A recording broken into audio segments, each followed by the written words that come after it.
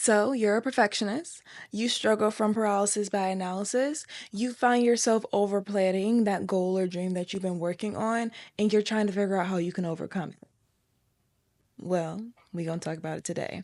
I have 5 tips for you to overcome your perfectionist ways, for you to finally start, whether it's starting messy, whether it's starting unprepared. We're going to go ahead and dive into these tips so that you can actually start making way into your life of your dreams and becoming living proof. Number 1, we are going to change our definition of success. That's right, change the definition. I'm sure when someone asks you what is success or how do you see yourself successful in the future, you might say family. You might give the deep answer of success is just rich in life, good health and sound mind and family and loved ones. You might give that. But also there's an inkling of you that's like success is I'm able to take the trips I want to when I want to. I mean, my business is successful. It's thriving. It's bringing in income to not only break even but make a profit. It's this, that, and the other. Success could be, oh wow, I'm driving my dream car. Success could be a lot of things, right? But we have to change our definition of success when we're at the beginning, when we're only little farmers planting seeds. At that point, success is being consistent. Success is starting. Success is showing up every single day. And I had to change my definition of success because for a while, I did not call myself an aerialist. And y'all hear me say it now because that is me actively working at something. So for a while, I didn't tell people I was an aerialist. I just say I go to aerial practice. I'm trying to become an aerialist. And it took my fiance at this point. He is the underwriter or voice or reason of Let It Resonate at this point. Just kidding. But it took him saying, babe, how long have you been doing this? I was at that point, because we were still dating, it was roughly like 2.5 years. He was like, so what makes you an aerialist? Like, is it like a class or like a certification? He was like, I'm just asking because he was like, let me know because I'd be telling my friends, my girl's an aerialist. And I'm like, what is the defining factor that I'm an aerialist? Now, present day, I've been practicing for 4 years. So I remind myself that I am an aerialist, even though I may not be practicing, I may not be performing in a circus. Is that a goal of mine? I don't know. But I'm not performing in a circus or, I'm not this teacher or, I don't have a long reputation of aerial, whatever the case may be, right? I am still an aerialist. I have put 4 years of dedication into this skill and this art. I have progressed through different levels. I am now to the point where they tell me I can take the teacher certification. I am an aerialist. And fun fact, News flash. I became an aerialist. I became an aerialist the day I decided to take the class, and I consistently kept going. So in the video of me barely getting my legs off the ground, like my second, third class, I was an aerialist. A year in, learning new skills, practicing my first drop, I was an aerialist. And that was the success of it. Today's fit is called I have aerial practice. Catch me in the silks, right? But when I decided I am an aerialist, it wasn't something I had to earn. When I decided success is in the journey, then it became a little bit more fun. It was like a load I could lighten because I felt like I was working at this impossible goal. And when my fiance straight up said, "Oh, what is the benchmark of becoming an aerialist? Like, when do you get to give yourself that title?" And I looked around, I'm like, I'm the only one withholding it for myself because it's not perfect. It's not a perfect image. I'm still in the student phase. But guess what? I'm an aerialist. If my little brother, he plays baseball, if he started baseball at 5, he's a baseball player, right? He's in high school now, but he doesn't wait until, let's say his goal or dream is to take it to a collegiate level or even professional. He doesn't wait until he's at the highest level to say, yes, I'm a baseball player. We're not going to disregard and omit the process and the journey. So we have to redefine our definition of success. And like I said, that was something I had to do. I did it with so many things. Being an entrepreneur, I didn't feel like I was an entrepreneur when I started the LLC. I didn't feel like I was an entrepreneur when I had my first client. There was this imaginary benchmark of success that I gave myself that really tied to my perfectionist ways. But like I said, an imaginary benchmark of success, or this or this imaginary threshold that I had to pass or break through before I could give myself the title.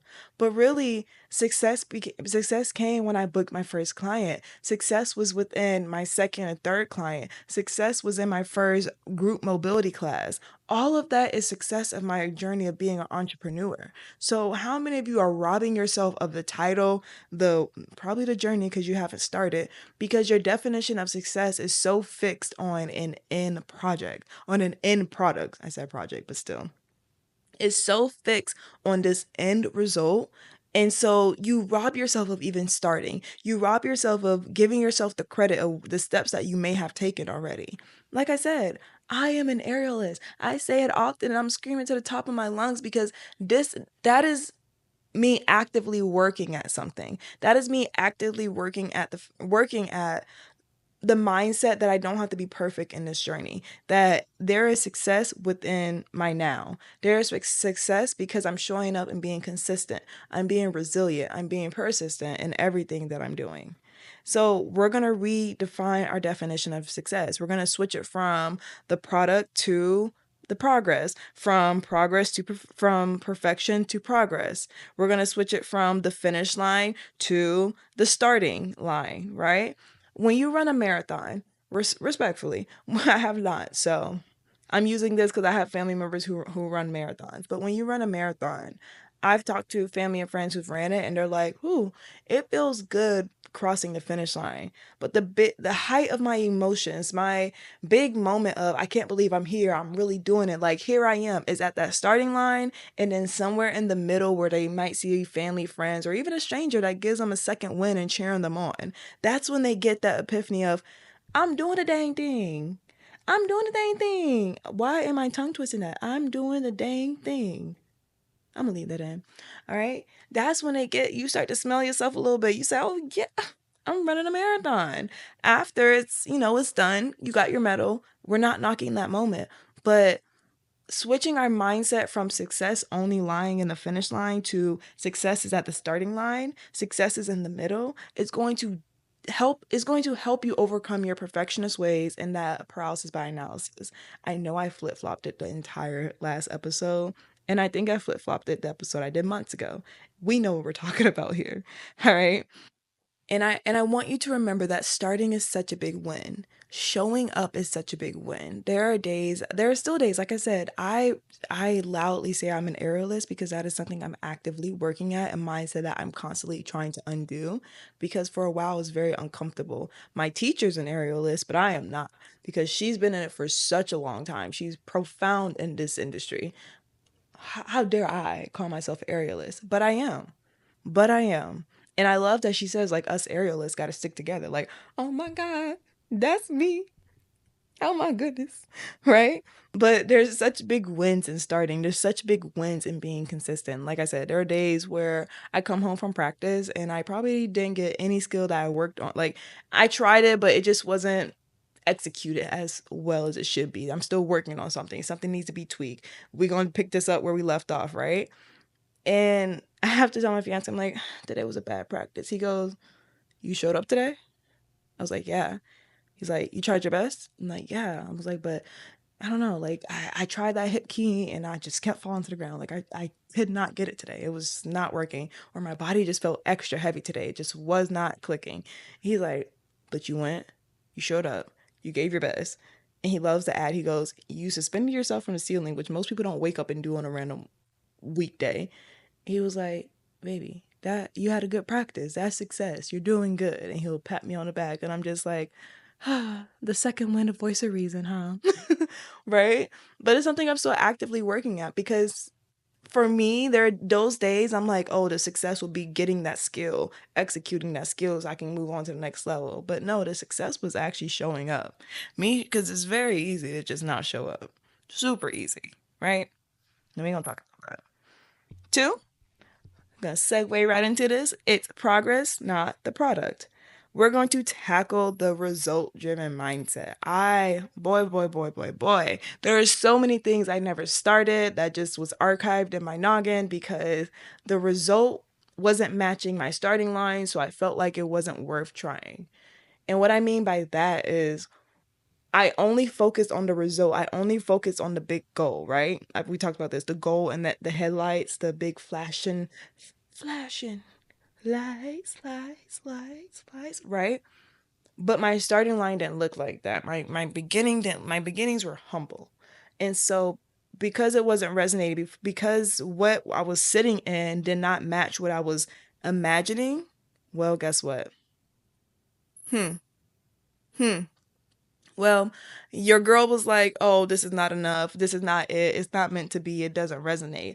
But really, I had to build. I had to take the steps. But I was so fixated on one version of success. I was so fixated on one version of the result that I didn't think about the fact, hey, if I start out with a seed and then I look at the tree and say, this is not what I paid for, and I just throw the seed away, you will never reach the tree that you were hoping for. And that's exactly what it is when you are stuck in a result driven mindset. It's like buying the seed for sunflowers, looking at the sunflower seed, and then saying, this is not a sunflower, and chucking it. Like, nah, this is not it. And how many times have you done that in your life? Me? I'll raise my hand. A lot. A lot. There are a couple projects and things that could be out and about and I could have accomplished, but because my humble beginnings, my starting phase, my over planning phase never looked like the result, my day one didn't look like what probably should have been day 300 of working on something, I threw it out the window and deemed it wasn't for me. I deemed that, oh, it's not going to work out. I gave it everything under the sun, excuses. I gave it everything under the sun on why it's not for me, why it's not working out. And guess what? I never picked them back up. Those are things I don't regret them because now they're lessons and I could always pick them back up. But for a while, I did go through a regret phase where I was like, why am I like this? Like, I can't finish anything. And I knew what it was. I knew what was hindering me, but I couldn't shake the mindset. I couldn't shake that perfect image in my mind. But over time, I realized that when I had that result mindset, I was I was hoping that the result would give me motivation, or I was allowing the result to give me motivation. So, imagining it, thinking about it, that's going to be the driving factor that, yeah, I'm going to start this and I'm going to keep going. That's not enough. Because guess what? The result is probably not tangible yet. What you're working on, the progress is probably not what the result looks like. So, if you put your motivation in something so far away or something that isn't tangible or something that technically can change over time, then your motivation won't show up every time. Your motivation is going to dwindle. It's going to be on a fleeting foundation. It's going to be on shaky on this episode, we are tongue tied, but it's going to be on shaky foundations because you're putting it on something that's so far away. When let's be honest, when you start out on a journey for something, how many times do you have to tweak something, take back steps, this, that, and the other? So who knows is that if that's what you're even supposed to be working towards? And like I said, I was trying to conjure up motivation from something so far away from the result based mindset. And all that led me to was disappointment and failure. When I say failure, I'm talking about the things that I actually gave up on and never came back to. So if you're genuinely believing that your motivation is going to come from envisioning that every single day and only from that, because we've talked about this, it's great to have an idea. It's great to know the direction. But if you're solely placing your motivation in that, it's not going to work out because you can't even take a moment to look down and see what's before you. Or when you do look at what's before you, the steps you need to take before you get discouraged because it no longer matches what you see up in the sky. And that was something I had to learn. I learned and I realized that growth and learning happens in the doing, not the planning. It happens in the doing, not the imagining or the dreaming. That part's nice. It really is good to have an idea of, what you want, what resonates. But at the same time, when you bring your eyes back to reality, if you get discouraged about your humble beginnings, if you get discouraged about what's before you, then at this point it's more harmful than it is beneficial. So what I said, segue. Like I literally drew little arrows segueing in. All right, segue. We're gonna take small steps.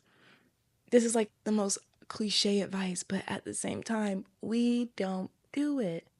We don't break down the steps. So what we're going to actually do, we're going to make a reverse diagram. We're going to make a reverse flow chart. Whatever your goal is, let's say for 2025, whatever your goal is for 2025, right?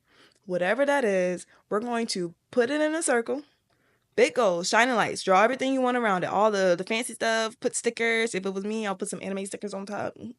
You know, gotta get that motivation, right? Then I'm gonna draw an arrow going down. What's the next step below that? And we're gonna come down. What's the next step below that? And we're gonna come down. What? All the way until we can get it to today. Until we can get it to our day by day actions. And then that's how we're gonna work. Because, like I said, the big picture, our eyes are in the sky. Great. We have an idea, something nice to, when you lay in bed at night, be like, ooh, it's gonna be so good. Ooh, it's gonna be so nice. Lord, the land of milk and honey, right? But when you wake up in the morning and you put your feet on the ground from your bed, what are we looking at? What are we taking steps towards? Not the land, not the clouds of milk and honey right now. We're not gonna just leap from our bed to skip step one, skip one all the way to the top. We will get there. We will. But showing up every single day will also get you there faster. Because think about it. Let's put it into perspective. You guys know I'm learning Japanese.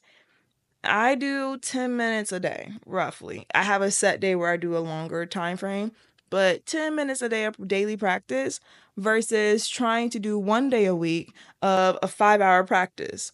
And from someone who's tried both, maybe not 5, but it was 3 hours. From someone who's tried both. Your girl is learning more and retaining more with her 10 minutes a day. I'm retaining more with my overtime steps each and every day than the perfect action on day one. Shocker, jump scare, right? And you guys, I know you guys love a good Sim scenario, right? When I play Sims and I'm feeling in my building era, because sometimes I play, sometimes I build, it's like this. I will look on Pinterest of houses or things like that, get an idea, right? I would get an idea, that's my vision in the sky, and then I have to open the game and actually start building the house, right? Now, when I build the house, I don't start with the roof. I don't start with the trim around the roof. I No, I don't. So when you decide to look at your big goal and say, "Yeah, I'm going to start with perfect action on day one. I'm going to do the biggest thing I can to take the biggest leap to get my dream." It's like starting with the roof of Sims. No. Depending on the house, I start with the foundation, like building a deck. If we're not doing that, I lay the cement and we start building the walls, the exterior, and then I start laying out the format and the layout and the blueprints. From there, you would think it's the windows. No. From there, we're inside or where we breaking up rooms, things like that. From there, we're building up the next story. I don't start adding finishing touches of the furniture or the paints or this, that, and the other. And I definitely don't do the roof or the trims until I've built my way up. And so you have to think about it in that way. What small steps can you take that's going to build up over time? Because let me tell you something. If you try to build a roof on Sims 4 without having any type of walls, no foundation, no nothing, it's going to be red and it's going to tell you can't be placed.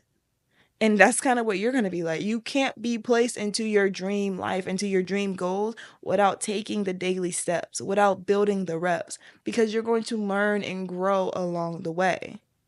You have to pick up things along the way. You can't just wake up one day. It's like Boss Baby in a sense. Like you wake up one day and boom, you're just like sitting in an office CEO. That's not how it goes. That's a cartoon.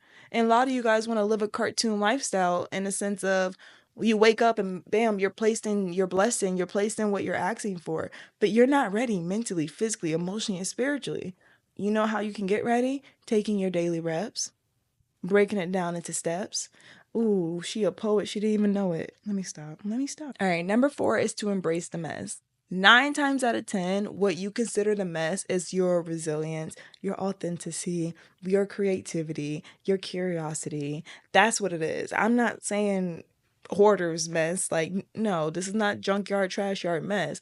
But you thought of this and then you scratched it out. Like, I think about my journal here, and I love seeing some stuff I wrote and then I'll scratch it. I'm like, nah, that's not important to talk about. Or I have like little doodles on the side because, oh, I thought about this last minute and I think this is important. Embrace the mess, because 9 times out of 10, that's where your relatability comes from. So many people show up perfect on the internet. So many people, and I'm not knocking their journey, but they will say, like, I've been at this for 10 years. Well, it would have been nice to see some of it, because now I just see you driving in a Lambo. That doesn't knock what you did. That doesn't knock your journey. That doesn't knock your truth. But the relatability of it, watch it. And then the people that are able, they filmed it and they're able to come back to it and show it. That is more that is more relatable than someone who only shows their perfect, their on top moment, versus a creator who's like, yes, I am here, but here is videos of where I am now. Here is pictures of me working, my 9 to 5 at first. Here is me working on this. Here is this. I think about Apple. I don't know about you, but I love seeing the picture of Apple's startup, a garage. Yes, it's very motivating and inspiring to see Apple now. Apple now is really nice. It's very fancy, very classy, very demure, right? But Apple before, that's the resilience. That's relatability. I got a garage. I could start something in my garage, right? It sparks those it sparks those ideas. It sparks the curiosity. It sparks the authenticity. I mean, hey, it's the beginning. It's a lot more relatable. Someone can work in a garage, but looking at this big dome space looking thing, right? It's like, ooh, that's a lot. So when you embrace your mess, you inspire people to start where they are. You inspire yourself that you are enough where you are. And that's the most important thing. So a lot of people, they want to cut out the mess. They want to be perfect. Let's use a podcast, for example. I thought I wanted like a $500 mic and a this, that, and the other. I told you I just bought a new mic stand. Oh, and let me tell you the price. $19 on Amazon. This was not high tech. This is very classy, very demure, right? And that's only because my other one was supposed to only be attached to a desk, and I moved my setup from a desk to a couch and nothing for it to set up on. And it kept knocking over my humidifier. What is that? My air purifier. It was one of the fires, right?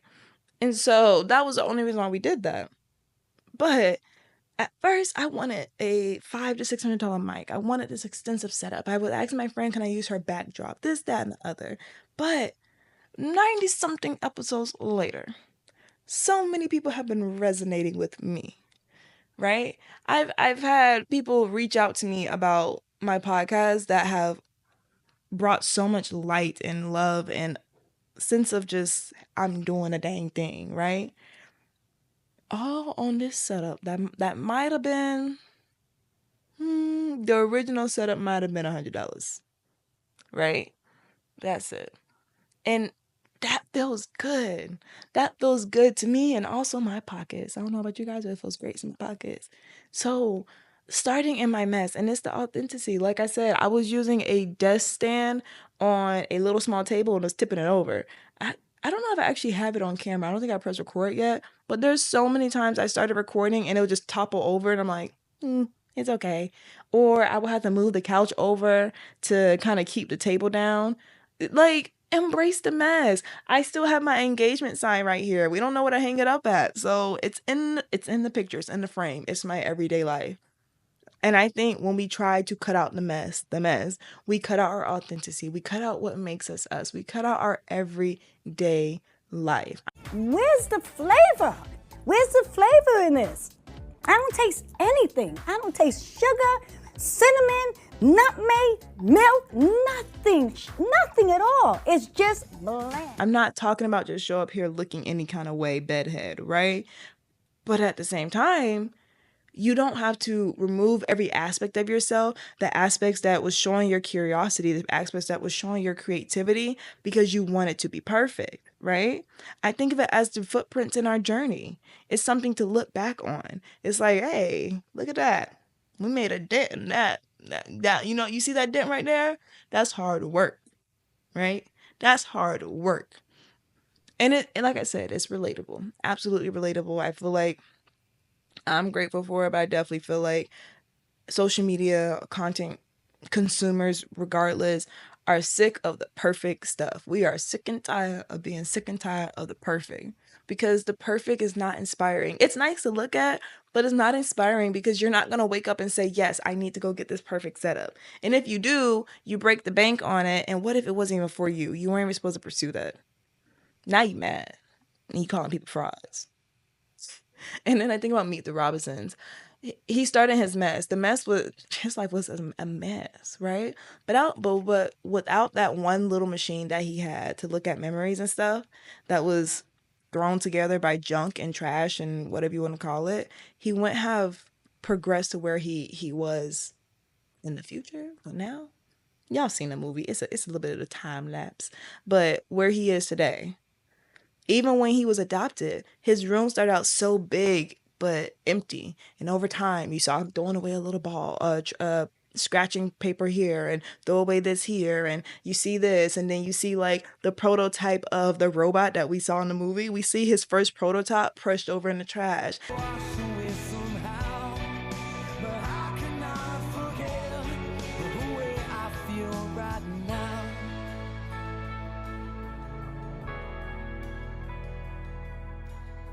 Like, embrace the mess, because it speaks to your journey. Yes, you're going to speak your journey, but also it's a testament written down, or however it's shown, right?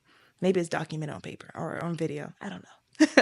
All right. And then my last two tips, they're not combined, but they kind of are. These are just too tangible. Like, we can wake up today and do this. Number one, set good enough goals. We're not aiming to be subpar. We're not aiming to be okay. But good enough goals is going to cut out perfectionist ways. It's going to nip it in the bud. You know why? Because it's a hard deadline. You can set daily good enough goals, and then over time. So this episode has to be out by a certain day. So I only have so much time to edit and make it look nice and work on the thumbnail, this, that, and the other, which I don't really edit like that, because I want you guys. I'm not a professional in speaking. Y'all here to we having a tongue twisty kind of day. I make up words. It is what it is. But like the thumbnail, like, we're not trying to be aesthetically pleasing. So I have only so long to do that. And then guess what? Deadline. It has to be out. Or if you're working on something, give yourself 30 minutes. 30 minutes. Do you know you have 30 minutes? Right. You have 30 minutes to work on this, to avoid the extra 45 minutes that you'll take to perfect and overthink and overplan and overprocess. So set the good enough goals. It's going to omit that sneaky perfectionist ways, right? Number two, and our last tip, is share your progress. Obviously, that's something I'm still working on. I just recently, as I told y'all, shared my first aerial video where it wasn't perfect. I fell. It wasn't chef's kiss. It wasn't beautiful. Well, it was actually, but you know what I mean. Let me tell you something. And this is a quote from Michael Jackson. A lot of people, I'm paraphrasing, a lot of people are used to seeing the outcome of work, but they're not really used to seeing the progress and what it takes, or the production that it takes to produce that outcome. So share it. It's nice. Like, yes, you can inspire people at your top. You can inspire people at your finished product, but you can inspire even more in the journey. I advise you read the book, Show Your Work. Actually, let me go grab it. Please hold. Shimmy, shimmy, shimmy, shimmy. Get it in. Okay, there we go. I went to go get it. This book by, Austin Kleon. Sorry if I butchered your name, sir. Sorry, kind sir. But Show Your Work. We love to see it. He has another book called Still Like an Artist, but I didn't read that one.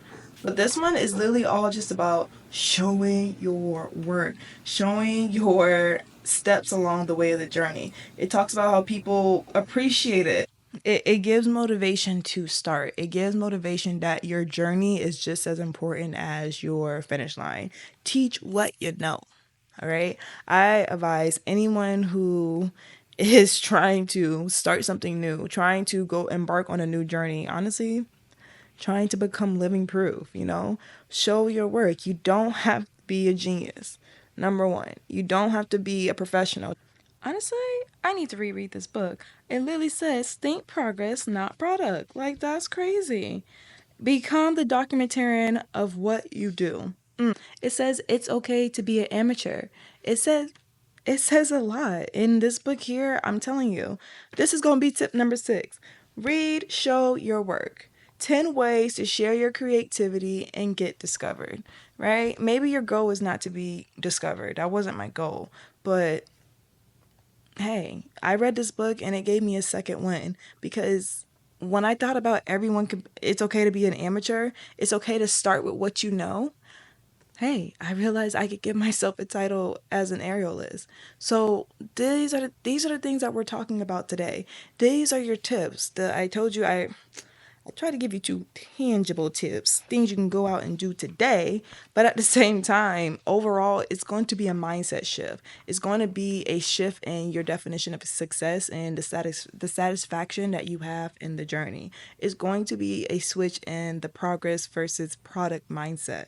It's going to be a switch from your to your it's going to take a switch to small steps than trying to take a great leap. You have to take that big goal, really great, beautiful, decorated nicely, but bring it all the way down to where we can start today, right? Where you can place your feet before you and realize it, where you can still be motivated in your humble beginnings, where you can still be uplifted and consistent in your humble beginnings. It's going to take embracing your mess. Like I said, it's really not mess. It's just your creativity. It's you being an amateur. It's you starting out but your humble beginning. It's showing your curiosity. It's showing your resilience. It's showing your authenticity. It's showing your true self. It's going to take setting that good enough time, right? Whether it's throughout the week, throughout the month, or maybe at a single task you're working on today, that good enough stopping point. Because, like I said, my perfectionist ways, I don't know about yours, sneaky, sneaky, sneaky, sneaky. Like, when I was working my job, I had a lot of free time to work on my thumbnails and edit videos, things like that. And I would say, okay, by 2 p.m. I'll be done working on this video. Well, the video was done, but I would spend the next from 2 to 6:30 working on my thumbnail, making it cute, making it pretty, making it this. And honestly, there were so many other things that I could have done. At this point, you can only resize and highlight so much stuff. When I say resize, like make the picture bigger, add a little glow around it. You can only look at so many texts and fonts before they all start looking the same, right? So set that timer to give yourself that hard cutoff before that sneaky perfectionist mindset sneaks up on you. Swiping, no swiping, right? Perfectionist, you got to say no swiping my fun, no swiping my authenticity, no swiping my time, no swiping my actions, no swiping my steps, no swiping my living proof. Swiper, no swiping. Period. And lastly, share your progress. Share that progress. I'm telling you, like, I didn't record the early episodes of Let It Resonate because it was never a video podcast, but I think I have little clips. I have to find them. But just share the progress. Like, I love when some people will message me and be like, I remember you with the mug. Because I had a TikTok page for it. So that was being recorded, I guess, in a bit, I guess. But people be like, I remember you had a tea every day. Like, and I could bring that back. That was me showing my progress, and that's something I could resonate with and others resonate with. And now it really is getting nippy outside. So look, y'all can have me with a new mug every single day, right? But I probably won't have remember that if I didn't show that early on and someone did not DM me and say, you still be drinking all them teas? I do. And do. There's a matcha waiting for me right now, right? And I'm just like flipping through this book again. And it's like, wow. Send out daily dispatch. Put yourself and your work out there every day, and you'll start meeting some amazing people. Bobby Solomon. All right, that's your last tip. Y'all got a little more than usual. Oh, look at this. I'm going to zoom in. Okay, it says 1 day, right? 1 day versus 1 month. You see the little X, the little tally marks? Right. That's us taking our small steps versus us trying to make one big X on day one and make it this colossal perfect step. We actually have a build up here. We got reps, and I'm pretty sure the next page has one. Ooh, look at that. That 1 year. 1 year. This could be you. This could be your reps. This could be building up your living proof. But we have to address that mindset. We have to tackle perfectionism. We have to tackle paralysis by analysis. And we should give a round of applause that I said it correct this entire episode. You got to celebrate your wins, even the small ones. I'm going to read this last piece for y'all, and then we're going to head out. I say head out like we leaving together. We are. A daily dispatch is even better than the resume or portfolio because it shows that we're working on right now. When the artist Z Frank was interviewing job candidates, he complained, "When I ask them to show me their work, they show me things from school or from another job, but I'm more interested in what they did last weekend." What did you do last weekend that you can share? Okay. All right, guys. As always, I pray one thing from this episode resonates with you. Until next time, have a beautiful, beautiful week. And I'll catch you next time on Let It Resonate. Bye.